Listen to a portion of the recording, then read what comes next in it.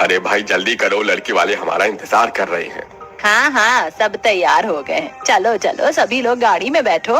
सभी लोग रूपाली के घर पहुंचते हैं। रूपाली के माता पिता सबका स्वागत करते हैं। फिर रूपाली नाश्ता लेकर आती है तो मनीषा उसे देखकर चौंक जाती है। तो वहीं रूपाली भी उसे पहचान लेती है। रूपाली सभी को चाय देती है। सभी लोग चाय पीते हैं, रूपाली से बात करते हैं। तभी भावना कहती है, बहन जी आपकी बेटी तो बड़ी सुंदर है। धन्यवाद बहन जी। तभी मनीषा धीरे से अपनी सास के कान में कहती है, सासू माँ, ये लड़की इतनी भी अच्छी नहीं है, आप हाँ मत कहिएगा। चुप रहो बहू, इस बारे में हम घर में बात करेंगे। उसके बाद सभी को लड़की पसंद आ जाती है और भावना रिश्ते के लिए हाँ करके घर आकर बैठती है। तब मनीषा कहती है, माँ जी मैंने आपको कहा था ना कि वो लड़की इतनी भी अच्छी नहीं है, तो भी आपने हाँ कर दी। मनीषा, मुझे समझ में नहीं आ रहा कि तुम्हें उस लड़की में क्या बुराई लगी। हम सबको तो वो लड़की बहुत पसंद आई। हाँ, बहू भावना ठीक कहती है। लड़की दिखने में जितनी सुंदर है, इतनी गुणी है, इतना मीठा बोलती है। और बाबूजी, उसने खाना भी तो कितना अच्छा बनाया था। मुझे तो भाभी बहुत पसंद आई और मुझे भी चाची बहुत पसंद आई। ये सुनकर मनीषा गुस्से से अपने कमरे में चली जाती है। तभी अरुण उसके पीछे आता है और कहता है, मनीषा तुम्हें वो लड़की क्यों नहीं पसंद आई? दिखने में तो बहुत अच्छी थी। और अब ज्यादा टेंशन छोड़ो और रिलैक्स हो जाओ। अरुण ऐसा कहकर सोने चला जाता है। फिर मनीषा अपने मन में सोचती है, हे भगवान, कहीं ऐसा ना हो कि वो मेरी देवरानी बनकर इस घर में ही आ जाए। ऐसा क्या करूं जो मेरे घर वाले इस शादी के लिए मना कर दे। मनीषा ऐसा सोच रही थी कि तभी चंचल वहां आ गई और बोली, पता है माँ, मैंने सोच लिया कि जब चाची आएंगी तो मैं अपने सभी दोस्तों को उनसे मिलवाऊंगी। मेरे सभी दोस्त चाची को देखकर बहुत खुश हो जाएंगे क्योंकि मेरी चाची बहुत सुंदर है। चंचल, ज्यादा बकवास मत करो और जल्दी से होमवर्क करने बैठो। मनीषा बहुत कोशिश करती है कि घर वाले उस लड़की से शादी के लिए मना कर दें, लेकिन ऐसा नहीं हो पाता। और कुछ ही समय में रूपाली की नितिन से शादी हो जाती है और रूपाली दुल्हन बनकर घर आ जाती है। अगले दिन रूपाली का अपने ससुराल में पहला दिन था। रूपाली नहा धोकर तैयार होती है और किचन में जाती है। उसके पीछे भावना भी किचन की तरफ जाती है। उसे किचन में जाते हुए मनीषा देख लेती है। मनीषा अपने मन में सोचती है, हे भगवान, मेरी देवरानी मेरी सास से क्या बातें कर रही है। कहीं मेरे बारे में तो बात नहीं कर रही, मुझे सुनना होगा। मनीषा धीरे धीरे किचन के किनारे जाती है और छुपकर कान लगाकर उनकी बातें सुनने लगती है। रूपाली बहू, आज तुम खाने में क्या बना रही हो? माँ जी मैं सोच रही हूँ छोले की सब्जी, पूरी कढ़ी और राजमा के साथ कुछ मीठा भी बना लूं। ठीक है बहू, मनीषा आती होगी, वो तुम्हारी मदद कर देगी। माँ जी, मनीषा जेठानी जी की क्या जरूरत है, मैं खुद ही कर लूंगी। मनीषा रूपाली के मुंह से जैसे ही अपना नाम सुनती है तो वो तुरंत ही सामने आ जाती है और कहती है, मेरी बातें क्यों कर रही हो? मैंने तो कुछ नहीं कहा तुम्हारे बारे में, और तुम हो कि सासू माँ से मेरी बुराई कर रही हो। मनीषा बहू, ये तुम क्या बोले जा रही है? तेरे बारे में तो हमारी कोई बात ही नहीं हुई। और जेठानी जी, भला मैं आपकी बुराई क्यों करूंगी? तभी किरण और चंचल वहां आ जाते हैं और किरण कहती है, भाभी खाने में क्या बना रही हो आज? वैसे आप जो कुछ भी बनाओगी वो बहुत ही अच्छा होगा, मुझे पता है, क्योंकि जब हम आपके घर गए थे ना तो आपने हमें खाना बनाकर खिलाया था। वो खाना बहुत ही स्वादिष्ट था। हाँ चाची, और मुझे तो आपका बनाया हुआ आलू का पराठा और रायता बहुत पसंद आया। और एक बात कहूँ, आप तो मेरी मम्मी से भी अच्छा आलू का पराठा बनाती हो। चंचल के मुंह से रूपाली की तारीफ सुनकर मनीषा और जल जाती है और चंचल को घूर कर देखती है। तभी भावना कहती है, अरे तुम लोग उसे परेशानी करते रहोगे या उसे खाना भी बनाने दोगे? और मनीषा बहू, तुम जरा रूपाली बहू की किचन में मदद कर दो। ऐसा कहकर सब चले जाते हैं, पर मनीषा वहीं रुकती है। और थोड़ी देर बाद मनीषा के फोन की घंटी बजती है तो मनीषा बाहर चली जाती है। वो अपना फोन अटेंड करती है। तभी अचानक उसे किचन से चम्मच गिरने की आवाज आती है। वो जल्दी से फोन रखकर किचन की तरफ भागती है और किचन में पहुंचकर देखती है तो रूपाली नीचे गिरे चम्मच को उठा रही थी। ये देखकर मनीषा गुस्से से कहती है, ये क्या रूपाली, तुम किचन में काम कर रही हो या बर्तन पटक रही हो? जरा देखकर काम किया करो, मुझे डिस्टर्ब कर दिया। बेचारी रूपाली कुछ नहीं कहती और अपने काम में लग जाती है। थोड़ी देर बाद रूपाली सभी के लिए खाना लगाती है। खाना खाकर नितिन कहता है, अरे वाह रूपाली, तुमने तो बहुत ही स्वादिष्ट खाना बनाया है। तुम इतना अच्छा खाना बनाती हो, मुझे तो पता ही नहीं था। देवर जी, मेरे खाने की तो आपने कभी इतनी तारीफ नहीं की। मनीषा भाभी, आपने इतनी वैरायटी का खाना बनाया ही कब था? आप तो बस एक दो डिश बनाने में थक जाती हो। और माँ, आपने तो दाल चावल सब्जी और रोटी खिला कर बो कर दिया था। कभी कुछ अच्छा बनाती कहाँ हो आप? ये सुनकर मनीषा गुस्से से चंचल को देखती है। तभी मनीषा का पति अरुण कहता है, कुछ भी कहो मनीषा, लेकिन रूपाली ने खाना तो सचमुच बहुत ही स्वादिष्ट बनाया है। जेठानी जी, आप भी मेरे हाथों का बना खाना खाइए ना, और मुझे बताइए कि कैसा बना है। मनीषा भी रूपाली के हाथ का बना खाना खाती है। उसे भी वो खाना बहुत पसंद आता है, लेकिन फिर भी वो बात को टालते हुए कहती है, रूपाली, पहले ही तुम्हारे खाने की बहुत तारीफ हो चुकी है, अब जरूरी नहीं है कि मैं भी तारीफ करूं। ऐसा कहकर मनीषा खाना खाने लगती है। तब चंचल कहती है, चाची मेरी माँ की तारीफ पाना इतना आसान नहीं है, उसके लिए आपको 8 पापड़ बेलने पड़ेंगे। सभी लोग चंचल की बातें सुनकर हंस पड़ते हैं। अगले दिन रूपाली बाथरूम में कपड़े धो रही थी और नल खुला हुआ था। तभी भावना वहां आती है और कहती है, अरे बहू, आज पानी कम आया था, तो पानी जरा कम इस्तेमाल करना। जी, मुझे सुबह जेठानी जी ने बताया था। तो वही कमरे में बैठी मनीषा पानी की आवाज सुनकर दौड़कर बाथरूम में आती है। जैसे वो बाथरूम के किनारे पहुंचती है, रूपाली के मुंह से अपना नाम सुनकर चौंक जाती है और आगे आकर कहती है, रूपाली, क्या बोल रही हो तुम मेरे बारे में? जरूर मेरी कोई बुराई कर रही हो। कहीं तुम ये तो नहीं कह रही कि मैंने ज्यादा पानी इस्तेमाल करने के लिए तुम्हें कहा था? जेठानी जी, आप कुछ भी सोचती हैं, मैं ऐसा क्यों कहूंगी भला? बल्कि मैं तो कह रही थी कि छोड़ो, आपसे बताने का कोई फायदा ही नहीं। जब से आई हूँ तब से देख रही हूँ कि आप मेरी हर बात को उल्टा ही समझती हो। तेरा भी बहुत मुंह चलता है, काम काज में इसकी मदद तो कर नहीं सकती और आ जाती है अपने बड़े बड़े कान लेकर सुनने को कि ये किससे क्या बातें कर रही है। भावना की बात सुनकर मनीषा उल्टे पैर वापस लौट जाती है। थोड़ी देर बाद रूपाली छत पर कपड़े फैलाने के लिए जाती है। भावना मनीषा के पास जाकर कहती है, मनीषा, रूपाली कपड़े धोकर छत पर सुखाने गई है, जरा तू भी उसके साथ मदद करवा लेना। जी माँ जी। अब मनीषा दबे पांव छत की तरफ जाती है। उसे लगता है कि रूपाली किसी से बात कर रही है, तो वो सीढ़ियों से कान लगाकर सुनने लगती है। रूपाली पड़ोसन कजरी कहती है, अरे भाभी, आज तो तुमने ढेर सारे कपड़े धो लिए, जरा मनीषा भाभी से भी मदद ले लिया करो, सुना है वो बड़ी काम चोर है। अरे ऐसी कोई बात नहीं है, मनीषा भाभी दूसरे काम देख लेती हैं, तो मैं कपड़े धो लेती हूँ। ये भगवान, इसने तो पड़ोसियों से भी मेरी बुराई करना शुरू कर दी। अभी बताती हूँ इसे। फिर मनीषा छत पर आती है और कहती है, ये क्या रूपाली, तुमने पड़ोसियों से भी मेरी बुराई करना शुरू कर दी? मनीषा भाभी, मैं पड़ोसी से बुराई नहीं कर रही थी, और आप मेरी हर बात कान लगाकर क्यों सुनती हो? मनीषा, मैं तुम्हारी बात कान लगाकर सुनने नहीं आई थी, मुझे माँ जी ने तुम्हारी मदद करने के लिए भेजा था। अब चलो जल्दी से कपड़े फैलाकर नीचे चलते हैं। बेचारी रूपाली कुछ नहीं कहती। अब रूपाली मनीषा की छुप छुप कर बातें सुनने और तेज कान से परेशान हो जाती है और वो कमरे में बैठकर अपने पति से कहती है, नितिन, तुम्हारी भाभी कुछ अजीब है। नहीं तो क्यों, क्या हुआ? मैं किसी से भी बात करती हूँ, कहीं भी जाती हूँ, किचन में काम करती हूँ, बाथरूम में काम करती हूँ, वो छुप छुप कर बस यही सुनती रहती है कि मैं किसी से क्या बातें कर रही हूँ। न जाने उनके कान कितने तेज है कि उनको हर बात सुनाई दे जाती है और मुझे बोलने के लिए आ जाती है। मैं तो उनकी इस बात से परेशान हो गई हूँ। रूपाली, भाभी की बात का इतना टेंशन क्या लेना? वैसे अगर ऐसी बात है तो मैं एक बार माँ को बोल दूंगा, वो भाभी को समझा देंगी। अगले दिन रमन और भावना हॉल में बैठे बातें कर रहे थे। तभी नितिन वहां आता है और कहता है, माँ, आप मनीषा भाभी को समझाइए, वो हर वक्त रूपाली की बातें छुपकर क्यों सुनती रहती हैं? हाँ बेटा, बात तो तू सही कह रहा है, ये तो मैं भी देख रही हूँ। ठीक है, आज उससे बात करूंगी। मैं भी देख रहा हूँ कि जब से रूपाली आई है तब से ही मनीषा और रूपाली की कुछ अच्छी बनती नहीं है। ऐसा करते हैं, आज हम इन दोनों के साथ साथ पूरे परिवार सहित शॉपिंग करने के लिए बाहर चलते हैं। दोनों की शॉपिंग भी हो जाएगी और सबका थोड़ा मन भी बहल जाएगा और हो सकता है कि आपस में दोनों की थोड़ी जम भी जाए। अब सभी लोग शॉपिंग करने के लिए मॉल जाते हैं। भावना कहती है, अनीशा, रूपाली, तुम दोनों अपने अपने लिए सामान देख लो, और किरण, जरा तू मेरे साथ कुछ साड़ियाँ और कुछ चीजें पसंद करवा ले। और दादी मेरे लिए खिलौने कौन पसंद करवाएगा? अपनी प्यारी बेटी के लिए खिलौने मैं खुद पसंद करवाऊंगा। चलो हम खिलौने वाले काउंटर पर चलते हैं। सभी अपने अपने सामान देखने लगते हैं। तभी रूपाली की सहेली मीनल उसे मिलती है और वो कहती है, अरे रूपाली, कैसी है तू? शादी के बाद से तो तेरी कोई खबर ही नहीं मिली। मैं तो अच्छी हूँ, तू बता। दूसरी तरफ खड़ी मनीषा अपने मन में सोच रही थी, न जाने ये अपनी सहेली से क्या बात कर रही होगी, चुपचाप से जाकर सुनती हो।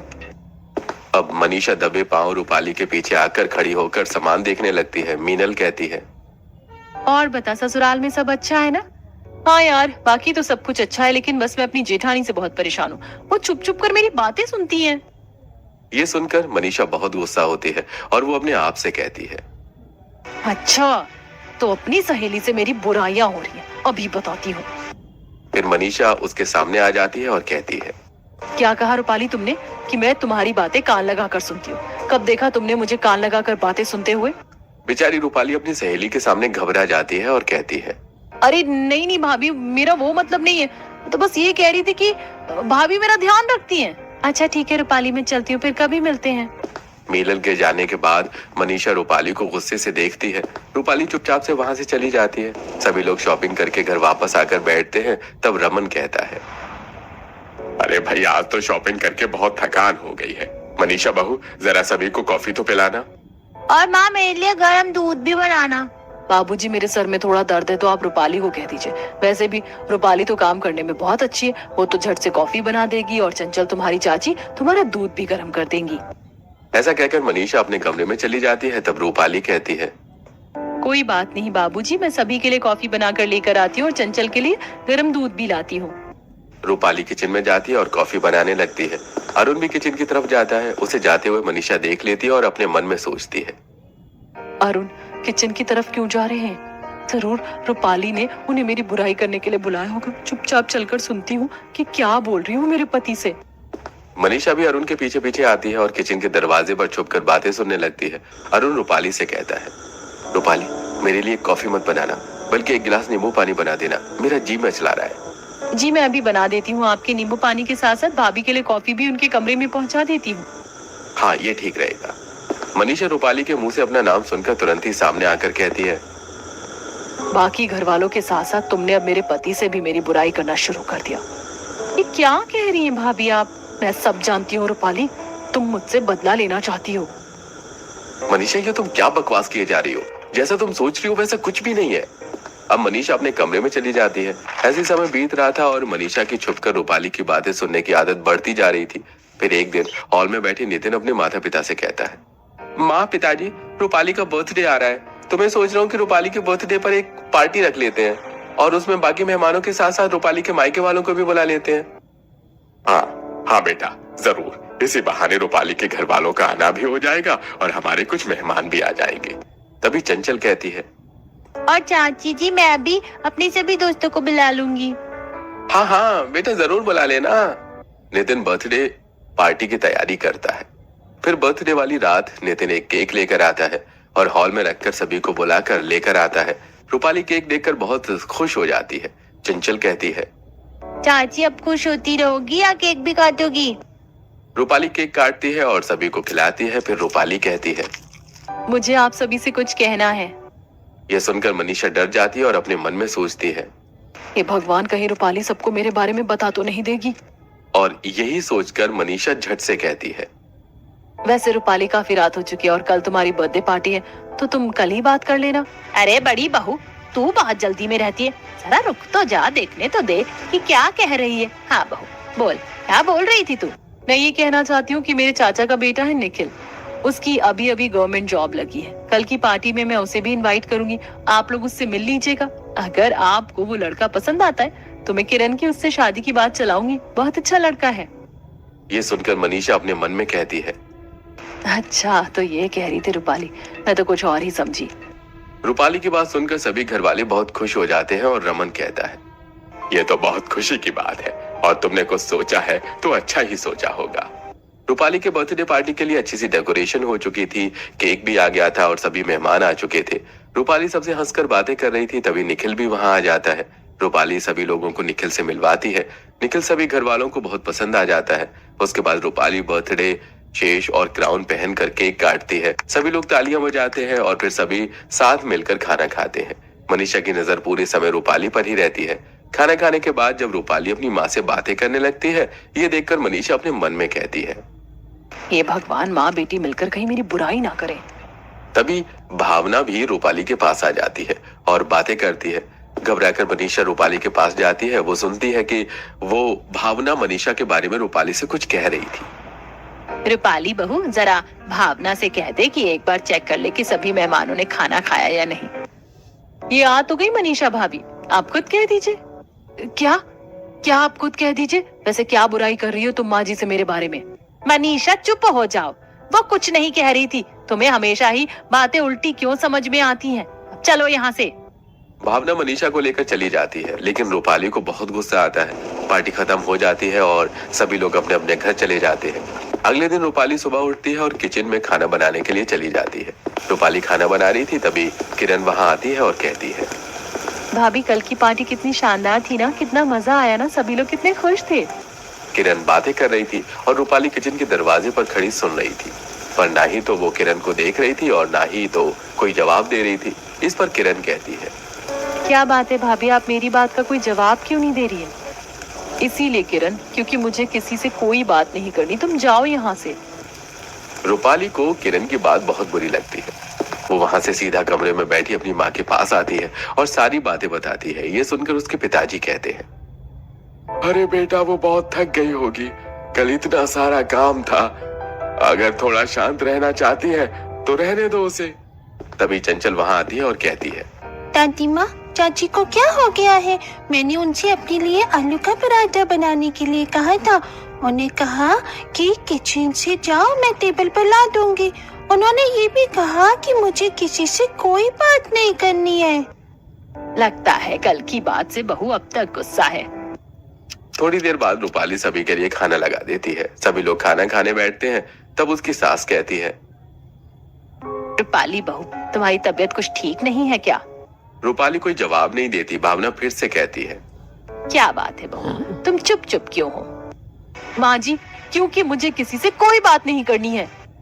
ऐसा कहकर रूपाली अपने कमरे में चली जाती है। तब भावना नितिन से कहती है, बेटा, पता नहीं ऐसा क्या हो गया रूपाली को, वो किसी से बात ही नहीं कर रही। जरा तो उससे पूछना कि क्या बात है। हाँ माँ, आप चिंता मत कीजिए, मैं पता कर लूंगा।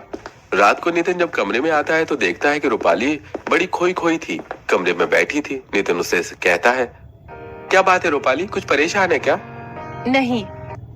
लेकिन नितिन के बार बार पूछने पर रूपाली नितिन पर बरस पड़ती है और कहती है, कभी कभी तो मुझे ऐसा लगता है कि मैंने किसी गलत जगह पर शादी कर ली। तुम्हारी भाभी हर वक्त मेरी बातों पर कान लगाए रखती हैं। ना मैं किसी से बात कर सकती हूँ, ना मैं किसी के साथ हंस सकती हूँ, ना ही मैं किसी के साथ अकेले में समय बिता सकती हूँ, क्योंकि मुझे अपने एक एक मिनट का हिसाब अपनी जेठानी को देना पड़ता है। और सबसे मुश्किल बात यह है कि किसी को इस बात का यकीन ही नहीं होता कि वो मेरी बातों पर हरदम कान लगा कर रखती हैं। अच्छा, तो ये बात है। ठीक है, दोबारा से रूपाली, मैं कल माँ से बात करता हूँ और भाभी से भी बात करता हूँ। अब तुम चिंता मत करो, चलो सो जाओ।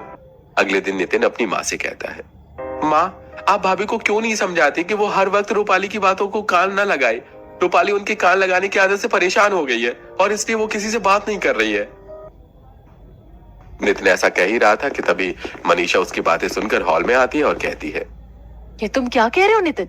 मैं भला रूपाली की बातों पर कान क्यों लगाऊंगी? भाभी, ये तो हम सब जानते हैं कि जब से रूपाली आई है तब से आप उसके आसपास ही चक्कर लगाती रहती हो। हाँ, तो घर मेरा है, चक्कर लगा सकती हूँ मैं। ऐसे ही नितिन और मनीषा की बहस हो जाती है, जिसे देखकर रूपाली और भी डर जाती है और कमरे से बाहर नहीं निकलती। रात में भी कपड़े बदलकर वो सो जाती है। अगले दिन रूपाली फोन पर बात कर रही थी, तभी अचानक से वो देखती है कि उसकी जेठानी के दोनों कान उसके पीछे ही हैं, लेकिन सिर्फ कान ही खड़े हैं, उसकी जेठानी वहां नहीं है। ये देखकर रूपाली जोर से चिल्लाती है। तभी उसकी सास और उसका पति भी वहां आ जाते हैं और कहते हैं, क्या हुआ बहू, इतनी जोर से क्यों चिल्ला रही हो? नितिन, माँ जी देखिए ना, जेठानी जी के कान मेरे कमरे में हैं। उन्होंने अपने कानों को मेरी बातें सुनने के लिए भेजा है। भावना और नितिन भी देखते हैं कि वहां मनीषा के लंबे कान थे। भावना मनीषा को आवाज देती है। मनीषा वहां आती है तो उसके कान वापस मनीषा के चेहरे पर चिपक जाते हैं। फिर भावना कहती है, ये क्या मनीषा बहू, अब तुम रूपाली के कमरे में नहीं आ पा रही हो तो बातें सुनने के लिए तुमने अपने कानों को भेज दिया है? हाँ भाभी, ये अच्छी बात नहीं है। अरे आप लोग कितना बोलोगे अब? मेरे कान मैंने वापस तो ले लिए ना।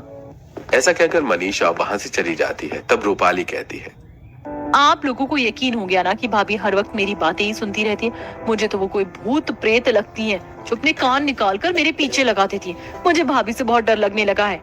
ठीक है बहू, अब हमने मनीषा को डांट दिया है, वो कुछ नहीं करेगी। थोड़ी देर बाद कचरा वाला आ जाता है। तब रूपाली कचरा डालने के लिए बाहर आती है। रूपाली कचरा गाड़ी में कचरा डालती है। तभी वहां उसकी पड़ोसन कजरी मिलती है और कहती है, और रूपाली भाभी कैसी हो? हाँ, मैं तो अच्छी हूँ, तुम बताओ। तभी कजरी कहती है, रूपाली भाभी, मनीषा भाभी के कान यहाँ आपके पीछे खड़े हैं। रूपाली पलट कर देखती है तो सचमुच मनीषा के कान पीछे ही खड़े थे। ये देखकर रूपाली डर जाती है और चिल्लाते हुए भागती है। उसके पीछे पीछे मनीषा के कान भी भागते हैं। बचाओ, बचाओ सासू माँ, नितिन मुझे बचाओ, मुझे मनीषा भाभी के कानों से बचाओ। मनीषा की आवाज सुनकर नितिन उठता है और उसे जगाता है। रूपाली, रूपाली क्या हो गया तुम्हें? कहाँ है भाभी के कान? यहाँ कोई कान नहीं है, देखो तो सही, आंखें खोलो। रूपाली नींद से जाग जाती है और चैन की सांस लेती है और कहती है, हे भगवान, कितना डरावना सपना था ये। उसके बाद रूपाली सारी बातें बताती है। नितिन रूपाली को समझाते हुए कहता है, रूपाली मैं जानता हूँ कि भाभी की इन हरकतों से तुम्हें बहुत परेशानी का सामना करना पड़ रहा है। ऐसा करता हूँ कि कुछ दिनों के लिए तुम्हें तुम्हारे मायके छोड़ देता हूँ, इससे तुम भाभी से भी दूर हो जाओगी और तुम्हें थोड़ा सा आराम भी मिलेगा। अगले दिन नितिन अपने कमरे में बैठी अपनी माँ से कहता है, माँ मैं सोच रहा था कि रूपाली को थोड़े दिनों के लिए उसके घर छोड़ देता हूँ। वैसे भी आजकल वो बहुत परेशान रहती है, उसे माँ के घर जाकर अच्छा लगेगा। ठीक है बेटा, तेरी मर्जी, लेकिन सुबह सुबह लड़के वालों का फोन आया था। वो इतवार को किरण का रोका करने के लिए कह रहे थे। अरे माँ, ये तो बहुत अच्छी बात है। लेकिन मैं सोच रही थी कि अभी मैं किरण का रोका थोड़ा पोस्टपोन कर देती हूँ, क्योंकि छोटी बहू तो 1 हफ्ते के लिए घर जा रही है और जब तक छोटी बहू नहीं रहेगी तब तक किरण का रोका करना ठीक नहीं है। नहीं माँ, तुम किरण का रोका कैंसिल मत करो, मैं रूपाली को समझाता हूँ कि वो अभी घर न जाए। अब नितिन रूपाली को सारी बातें बताता है और उसे रुकने के लिए कहता है। रूपाली भी मान जाती है। रूपाली किचन में जाकर खाना बनाने लगती है। तभी पीछे से मनीषा आती है और कहती है, रूपाली। रूपाली चौंक जाती है और कहती है, ये क्या बात हुई भाभी? आपको दबे पैर नहीं आना चाहिए। अगर मुझे हार्ट अटैक आ जाता तो? हार्ट अटैक और मेरा नाम सुनकर कुछ भी बोले जा रही हो तुम। मैं तो बस ये कहने आई थी कि मैंने रात को चने भिगोकर रख दिए थे, तुम उसकी सब्जी बना देना। ठीक है भाभी। उसके बाद मनीषा वहाँ से चली जाती है। तभी किरण वहाँ आती है और रूपाली से कहती है, आपको पता है भाभी, मुझे आज मार्केट में आपकी एक सहेली मिली थी, मीनल। उसने मुझे पहचान लिया था, तो हम दोनों ने साथ में बातें करते हुए सब्जी खरीदी। वो बता रही थी कि आप और मनीषा भाभी कॉलेज की फ्रेंड है। आपने कभी इस बारे में हमें बताया नहीं। हाँ हाँ किरण, मीनल सही कह रही थी, पर इसमें बताने जैसा कुछ नहीं था, इसलिए मैंने नहीं बताया। ऐसे रूपाली भाभी, आप दोनों में से पढ़ाई में कौन तेज था कॉलेज में? मैं। ऐसे भाभी, मनीषा भाभी कॉलेज में भी इतनी ही नकचड़ी थी क्या जितनी अभी है? ये सुनकर पीछे खड़ी मनीषा सामने आ जाती है और कहती है, किरण, उससे क्या पूछ रही हो? मुझसे पूछो। मैं जितनी भी नकचड़ी थी, लेकिन तुमसे तो कम ही थी। और रूपाली, तुम्हें शर्म नहीं आती मेरे पीछे मेरी इस तरह से बुराइयां करते हुए? लेकिन भाभी, मैंने तो आपकी कोई बुराई नहीं की, बल्कि मुझे सब पता है। तुम यही चाहती हो ना कि कॉलेज की हर बात मेरे ससुराल वालों को पता चल जाए और वो लोग मुझसे नफरत करना शुरू कर दें। मनीषा भाभी, आप गलत समझ रही हैं, ऐसा कुछ नहीं है। और भला मैं क्यों चाहूंगी कि आपके ससुराल वाले आपसे नफरत करें? ये अच्छा बनने की एक्टिंग ना कम से कम मुझसे तो मत करो रूपाली। ठीक है, कर लो तुम्हें जो करना है। ऐसा कहकर मनीषा वहाँ से चली जाती है। अब इतवार आ जाता है, जिस दिन निखिल और किरण का रोका होता है। रोके की पार्टी शुरू हो चुकी थी, सभी मेहमान आ चुके थे, निखिल और उसके घर वाले भी आ चुके थे। रूपाली बहुत खुश थी। तभी रूपाली की सहेली मीनल भी वहाँ आ जाती है। मीनल रूपाली के पास आती है और कहती है, कैसी है तू रूपाली? अच्छी हूँ यार। रूपाली, फिर तेरी जेठानी ने तुझे परेशान करना बंद किया या नहीं? नहीं यार, तू अपने ससुराल वालों को मनीषा के बारे में सारी बात क्यों नहीं बता देती? नहीं यार, वो जैसी भी है हमारी कॉलेज फ्रेंड है और कॉलेज की बातें कॉलेज में ही खत्म हो जाए तो अच्छा है। तो क्या तूने अपने ससुराल वालों को इसके बारे में आज तक कुछ भी नहीं बताया? नहीं, और ना ही बताना चाहती हूँ। और तू भी चुप रहना। मेरी जेठानी जैसी भी है वो मेरी जेठानी है और मैं उसकी बहुत इज्जत करती हूँ। यार तू तो सच में बहुत अच्छी। काश मनीषा भी ये बात समझ पाती। अच्छा, तारीफ बहुत हो गई, चल अब खाना खा लेते हैं। वे लोग खाना खाने चले जाते हैं, लेकिन उनके पीछे खड़ी मनीषा को अपने आप पर बहुत गुस्सा आ रहा था। मनीषा उनकी बातें सुनकर अपने आप से कहती है, शर्म आनी चाहिए मुझे अपने आप पर। अपनी दोस्त के बारे में मैं इतना बुरा कैसे सोच सकती हूँ? मुझे उससे माफी मांगनी चाहिए। अब मनीषा रूपाली के पास जाती है और कहती है, रूपाली, मैं तुमसे माफी मांगने आई हूँ। माफी? लेकिन किस बात के लिए? मैं तुम्हें हमेशा ही गलत समझती रही। मुझे लगा कि अनिमेश के साथ कॉलेज में मेरा अफेयर था। ये बात तुम मेरे ससुराल वालों को बता दोगी और फिर मेरे ससुराल वाले मुझसे नफरत करने लगेंगे। इसीलिए मैं हमेशा ही छुपकर तुम्हारी बातें सुनने की कोशिश किया करती थी, पर मुझे ये एहसास नहीं था कि तुम इन सब से इतना डिस्टर्ब हो सकती हो। प्लीज मुझे माफ कर दो। मनीषा भाभी, कॉलेज की बातें कॉलेज में खत्म हो गई है। आप भी उन सब बातों को बुरा सपना समझकर भूल जाइए। रूपाली और मनीषा आपस में हंस हंसकर बहुत सारी बातें करते हैं और उनके सारे ससुराल वाले उन्हें देखकर हैरान थे। किसी को समझ में नहीं आता कि थोड़ी देर में ऐसा क्या हो गया जो इन दोनों की इतनी अच्छी बनने लगी थी।